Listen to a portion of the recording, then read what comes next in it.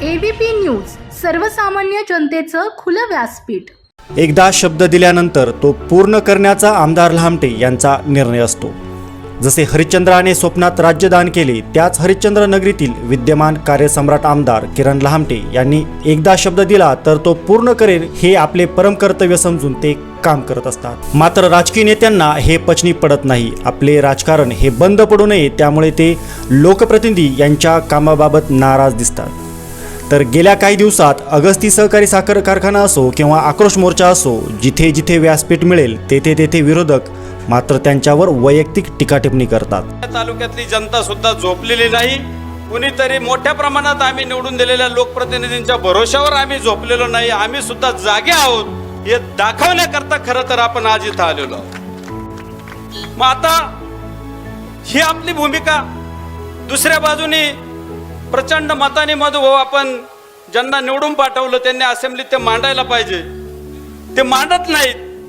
ते समाजाची विण तोडण्याचा प्रयत्न करतायत। गेले 2-2.5 महिन्याचा आम्ही तुम्हाला वर्गाने काढून निवडून दिलं राव, सगळ्यांनी दिलं, आदिवासींनी दिलं, बिगर आदिवासींनी दिलं, धनगरांनी दिलं, सगळ्यांनी दिलं। बाळके तात्या तुम्ही विसरले अपघाताने मिळाल्यावर तुम्हाला सगळं।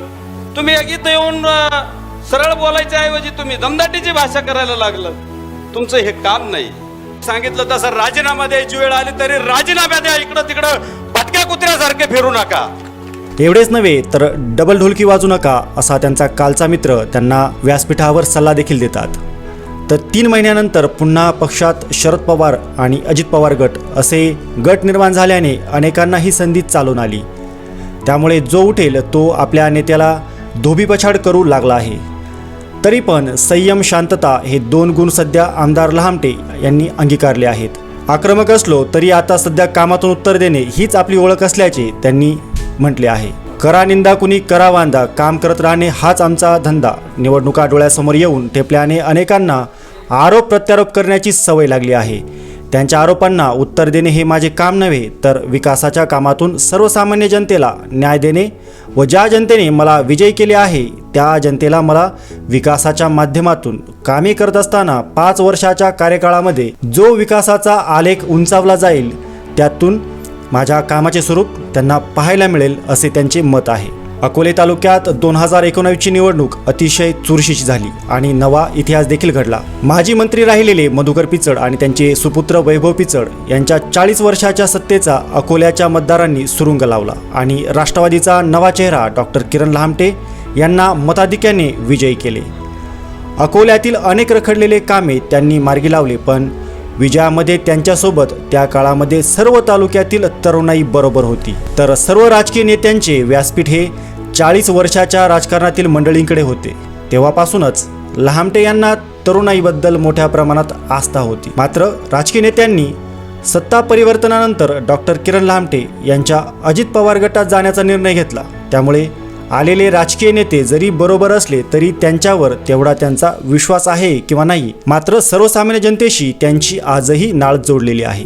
विशेष म्हणजे त्यांच्या गाडीमध्ये ते कोणालाही कधी घेत नाहीत, तर कोणत्याही गावात गेल्यानंतर ते सर्वसामान्य नागरिकांशी जाऊन भेटतात। त्यामुळे त्या गावातील कार्यकर्त्यांना आपला नेता आपल्याला विचारत का नाही असा संभ्रम निर्माण तयार होतो। मात्र ज्या जनतेने मला निवडून दिले त्यामुळेच गाडीमध्ये राजकीय नेते घेऊन फिरण्यापेक्षा, गाडीच्या काळ्या काचा बंद करून फिरण्यापेक्षा सर्वसामान्य जनतेला बरोबर घेऊन मला जाणे पसंत पडेल हा निर्णय आजही सर्वसामान्य जनतेला पचनी पडत असला तरी राजकीय नेत्यांना मात्र पचनी पडताना दिसत नाहीये। अजित पवार गट वेगळा झाला आणि तालुक्यातील राजकारणाचे समीकरण पूर्ण बदलले। विकासाच्या मुद्द्यावर आमदार लहामटे यांनी अजित पवार गटासोबत जाऊन सत्तेत राहण्याचा निर्णय घेतला। सत्तेत राहून विकास कामे होतील असे त्यांना वाटले आणि त्याप्रमाणे अनेक प्रलंबित प्रश्न त्यांनी मार्गी लावण्यास यश मिळाले। पण त्यांचा हा निर्णय अनेकांच्या जिव्हारी लागला। मागच्या निवडणुकीत डॉक्टर लहामटे यांना यश मिळवण्यासाठी त्यांच्यासोबत डॉक्टर अजित नवले, विनय सावंत, बाजीराव दराडे असे अनेक दिग्गज त्यांच्यासोबत होते।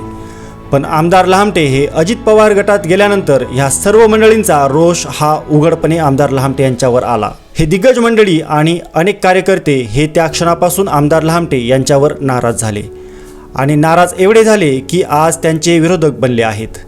कालपर्यंत आमदाराचे गुणगान गाणारी अनेक मंडळी एकदम आमदार लहामटे यांच्यावर नाराज कशी झाली आमदार लहामटे यांना डबल ढोलकी म्हणाले तरी का? त्यांचा निर्णय आवडला नाही की त्यांच्या कामाची पद्धत? की आमदार लहामटे स्पष्ट वक्तव्य करणारे आहे म्हणून कार्यकर्ते त्यांच्यावर नाराज होतात असे तर नसावे? आता आमदार लहामटे यांच्या कामाबद्दल बोलायचे झाले तर अकोले तालुक्यातील अनेक रस्ते, पूल यांची बांधणी हे यांच्याच काळात झाली. अकोले तालुक्यात विविध कामांना गती मिळाली आणि रखडलेल्या सर्व कामांची मंजुरी त्यांनी आणून कामी मार्गे लावण्याचे देखील काम केले. जर आमदार लहामटे हे अकोले तालुक्यात विकास करत असतील तर त्यांच्यावर एवढी नाराजगी असण्याचे कारण नक्की काय असू शकते? आमदार लहामटे कोणत्या गटात आहे हे जास्त महत्त्वाचे आहे की विकास कामे वेगाने होत आहेत हे महत्त्वाचे वाटते याचा विचार व्हायला हवा. मात्र आता येणाऱ्या निवडणुकीमध्ये मीनानाथ पांडे, डॉक्टर अजित नवले, BJ देशमुख, बाजीराव दराडे, मधुकर नवले हे कुणाला साथ देणार? त्यांची नाराजगी कमी करण्यात आमदार लहामटे यांना यश मिळेल का? हे मात्र आता येणारा काळच सांगू शकतो. आणि डबल ढोलकी की कार्यसम्राट हे पण तेव्हाच निष्पन्न होईल. आज मात्र केंद्रात व राज्यात आपल्या पक्षाचे सरकार असले तरी विकासासाठी आपण अजित पवार गटात गेलो आणि 5 वर्षाच्या कार्यकाळात अकोले विधानसभा मतदारसंघामध्ये कोट्यावधीचा निधी त्यांनी दिला आहे.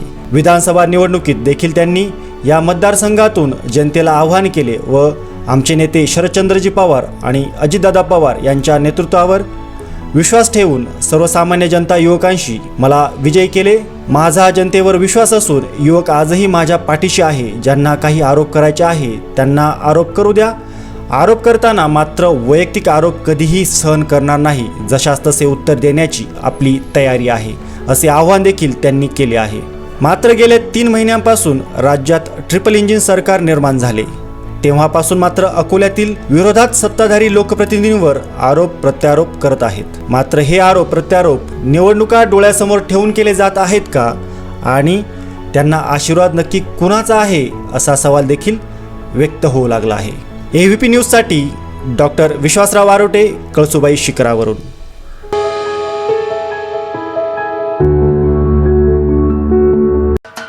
महाराष्ट्राचे सर्वमान्य दैनिक समर्थ गावकरी, अहमदनगर, पुणे, नाशिक, जळगाव, धुळे, नंदुरबार, सोलापूर, कोल्हापूर, सांगली, सातारा, मुंबई, ठाणे, पालघर, रत्नागिरी, रायगड, सिंधुदुर्ग, नांदेड, उस्मानाबाद, बीड, औरंगाबाद, नागपूर, गडचिरोली, भंडारा, गोंदिया, अकोला, यवतमाळ, बुलढाणा येथून एकाच वेळी प्रसिद्ध होणारे एकमेव दैनिक, सर्वसामान्य जनतेचे खुले व्यासपीठ. संपादक आहेत विश्वासराव आरोटे. मोबाईल नंबर आहे 94 23 38 85 08. दुसरा मोबाईल नंबर 94 23 46 72 72. तिसरा मोबाईल नंबर 75 88 15 0001. वेबसाईट आहे sgavkari.com. मेल आयडी आहे AKLgavkari@gmail.com.